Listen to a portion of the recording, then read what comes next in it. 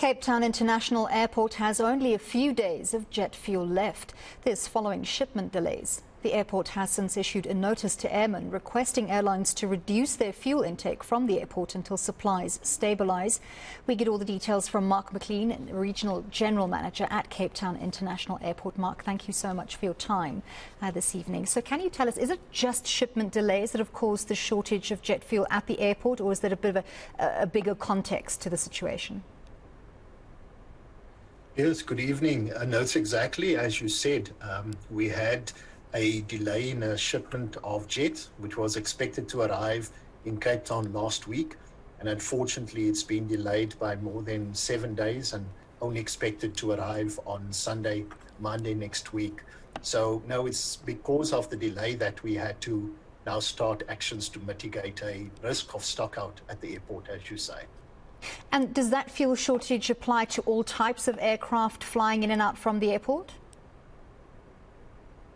Yes, that's correct. So we've issued a notice to Airmen, as you said, to reduce fuel uplift at Cape Town International Airport. So what happens is the airlines and the fuel suppliers work together to look at the available fuel stocks that they have to sell, and they then use those stock levels to determine which airlines are able to reduce their volumes out of Cape Town. So what basically happens is they fly more fuel into Cape Town and they take less fuel out of the airport.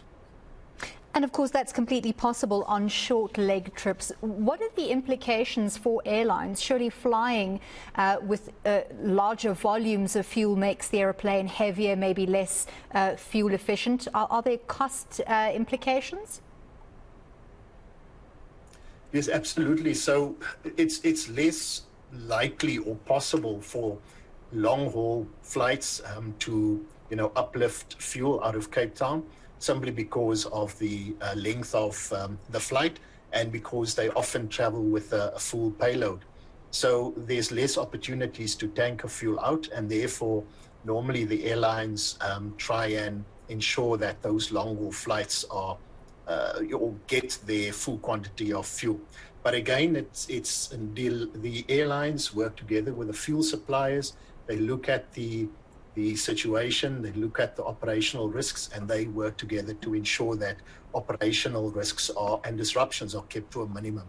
Our goal is to just make sure that the overall stock levels at the airport remain healthy and that we prevent a risk of stockout in total at the airport. And we do that, of course, in collaboration with the fuel suppliers and the airlines, who then engage each other to ensure that there's as little disruption as possible. So roughly 4 days or a few days left of jet fuel. When you said your next shipment is coming in on Sunday, is there any risk of flights being cancelled or grounded as you sort of try and mitigate that risk, and perhaps that by Saturday or Sunday morning that you might have a stock out, as you say? So we've been working since probably about a week now.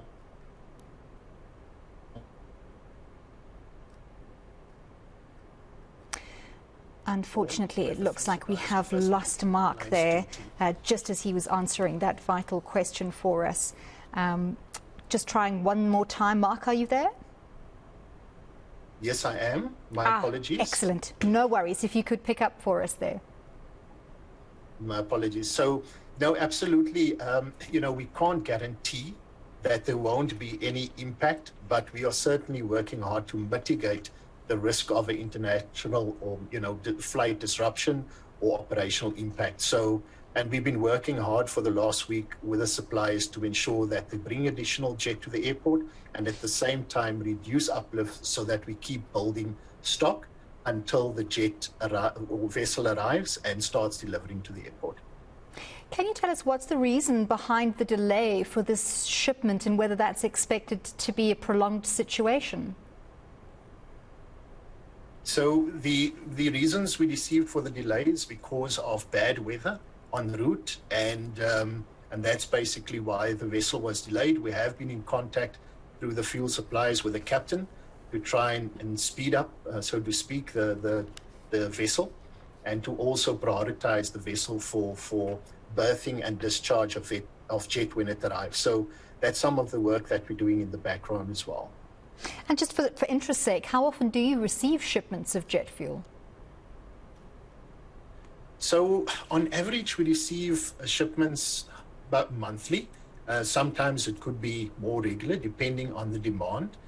However, one of the things that are changing going forward is refineries are starting to restart their production of jet locally in the next month or two. So we hope to be less dependent on shipments or imports. And at the same time, we're also starting to commission additional jet storage tanks so that we build additional stock levels locally. So those are two of the key mitigations that we are taking, but so that we reduce our dependency on imports.